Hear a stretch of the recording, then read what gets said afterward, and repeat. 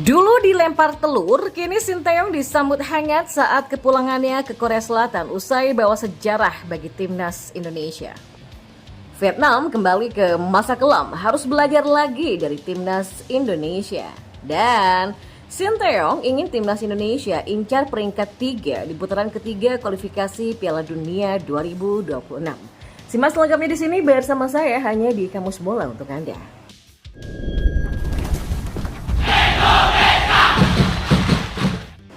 Ya, masih ingat di benak pelatih timnas Indonesia Sinteyong saat mendapatkan lemparan telur di Bandara Internasional Incheon pada 2018 silam.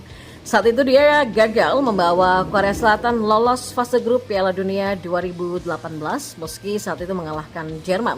6 tahun berselang, Sinteyong kembali pulang ke Korea Selatan lewat bandara yang sama dengan sambutan sederhana dan tanpa ada telur yang dilempar.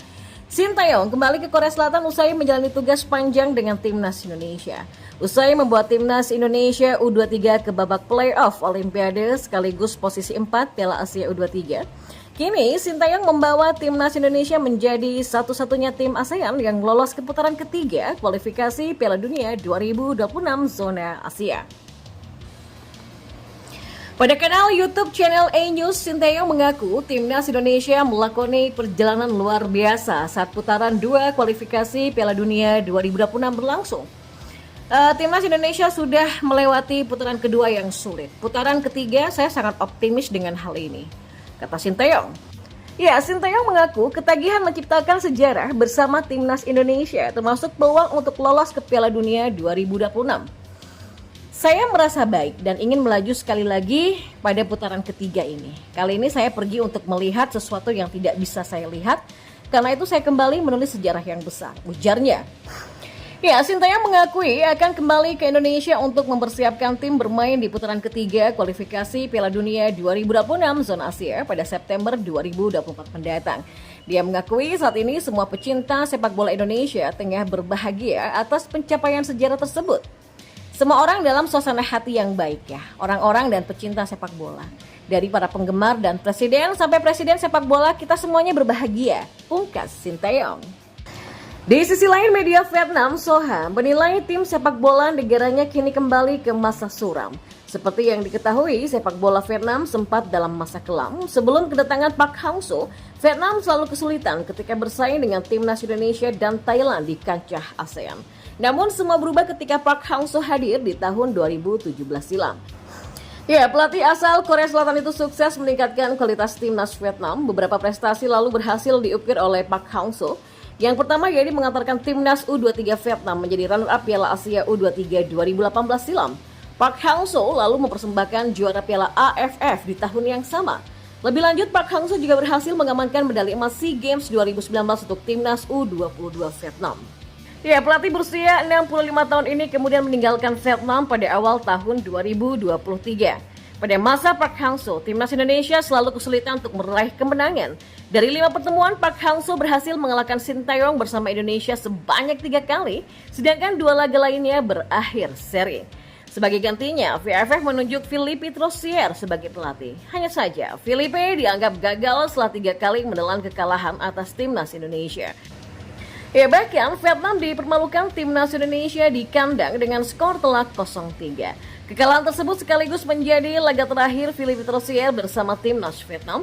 VFF kemudian menunjuk Kim Sang-sik sebagai pelatih baru mereka. Kehadiran Kim Sang-sik diharapkan bisa mengembalikan kejayaan dari Vietnam. Namun, Soha menilai bahwa hal tersebut tidak akan gampang terwujud.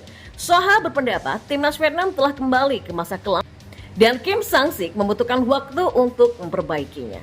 Sepak bola Vietnam kembali ke titik awal sekitar 10 tahun yang lalu, yang merupakan hal yang normal bahkan tidak bisa dihindari. Ya, karena itulah membandingkan pelatih Troussier dengan Kim Sang-sik atau Park Hang-seo tidak ada artinya. Tapi yang paling penting adalah mengetahui bagaimana menerima bahwa kita sudah kembali ke kolam desa dan menjadikan Thailand dan Indonesia sebagai tujuan itu saja. Tulis Soha. Ya, pelatih timnas Indonesia sendiri, Sinteyong ingin skuad Garuda setidaknya mengincar peringkat 3 atau 4 saat putaran ketiga kualifikasi Piala Dunia 2026. Sinteyong menginginkan target realistis ketika timnas Indonesia berlaga di kualifikasi Piala Dunia 2026 putaran ketiga. Pelatih asal Korea Selatan ini mengatakan timnas Indonesia bisa bersaing untuk peringkat ketiga atau keempat. Ya, faktanya kan ranking FIFA Indonesia adalah yang terendah di antara 18 tim yang lolos ke putaran ketiga, kata Shin Tae-yong. Anda membutuhkan sedikit keberuntungan untuk bisa lolos ke putaran final langsung. Ya, kalau kita dapat 3 tim lawan yang cukup ideal di drawing, saya pikir kita bisa bersaing untuk peringkat 3 atau 4. Kemudian kita bisa menargetkan putaran keempat kualifikasi Piala Dunia 2026. Ya, bahkan kita tidak berpikir soal playoff ya, kata Shin Tae-yong. Ya, di putaran ketiga nantinya akan ada 3 grup yang berisikan masing-masing 6 tim. 2 tim teratas masing-masing grup yang akan lolos langsung ke putaran final Piala Dunia 2026. Kemudian peringkat 3 dan 4 akan melaju ke putaran keempat, di mana akan ada 6 tim yang akan dibagi ke dalam 2 grup. 2 tim masing-masing pemenang grup akan lolos ke Piala Dunia 2026. Dan yang terakhir, sindir kanan kiri, Hafner apakah takut digusur Hilgers di timnas Indonesia? Ya, Justin Hafner kembali berada dalam sorotan usai komentarnya mengenai isu adanya potensi pemain keturunan baru untuk timnas Indonesia. Bek berusia 20 tahun ini menyindir tanpa menyebutkan nama mereka yang sempat menolak untuk membela tim Garuda, namun kini siap dinaturalisasi begitu masa depan tampak cerah. Indonesia baru saja memastikan diri lolos ke ronde ketiga kualifikasi Piala Dunia 2026 zona Asia, menyusul kemenangan 2-0 atas Filipina pada Selasa 11 Juni lalu.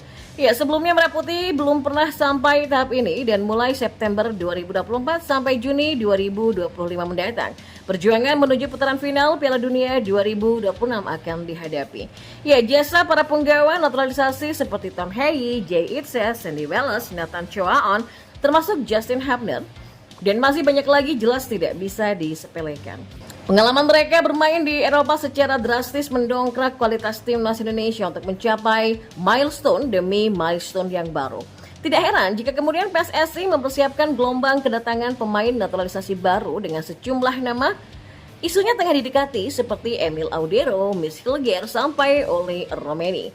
Ya, ketiganya sudah diminta untuk merapat sejak lama, tapi karena satu dan lain hal mereka menolak atau menunda menerima ajakan federasi. Tapi satu yang pasti, semuanya masih menanti panggilan dari timnas negara kelahiran mereka. Sesuatu yang mana membuat Hafner sepertinya gusar. Sebelumnya tidak ada yang mau main untuk Indonesia, dan sekarang mereka semua melihat kita sudah bagus dan ingin bergabung. Orang-orang lucu, begitu bunyi status eksklusif Justin Hafner di Instagramnya. Ya, meski banyak publik yang setuju soal pernyataan ini, namun Hafner tetap layak dikoreksi.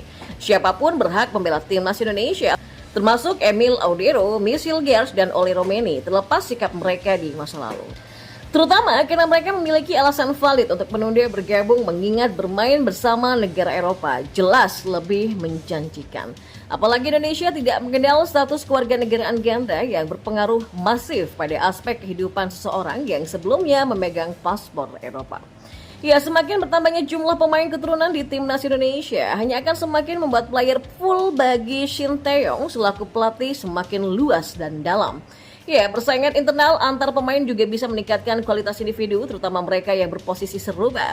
Hilgers dan Hafner kebetulan sama-sama berperan sebagai bek tengah dan nantinya kalau bisa bebarengan membela timnas Indonesia, keduanya bisa menjadi rival sekaligus tandem solid untuk setidaknya 1 dekade ke depan.